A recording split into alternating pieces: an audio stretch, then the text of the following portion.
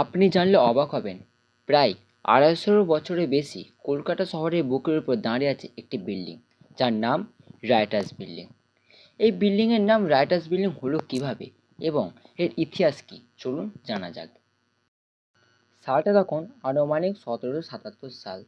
সেই সময় east India company ভারতের শাসন ব্যবস্থা গ্রহণ করেছেন এবং তারা চাইছিল একটি গ্রন্থাগার বা একটি অফিস রুম খুলতে, যেখান থেকে গোটা দেশকে পরিচালনা করা যায়।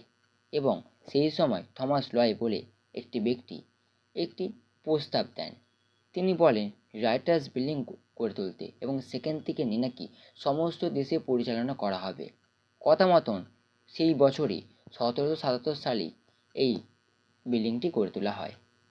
এরপর এই টাইম পিরিয়ড অর্থাৎ ১৭৭৭ থেকে ১৯৪৭ পর্যন্ত ইস্ট ইন্ডিয়া কোম্পানি এখানে থেকেই অল ইন্ডিয়ার কাজকর্ম এবং পরিচালনা করেছেন। এবং এরপর ভারতের স্বাধীনতার পর প্রায় ১৯৭৭ সাল পর্যন্ত পশ্চিমবঙ্গ সরকার অর্থাৎ কংগ্রেস সরকার এর দায়িত্ব গ্রহণ করেছেন এবং এরপর ১৯৭৭ থেকে ২০১১ পর্যন্ত বাম সরকার অর্থাৎ সিপিআইএম এই থেকেই গোটা পশ্চিমবঙ্গের শাসন ব্যবস্থা গ্রহণ করেছিলেন।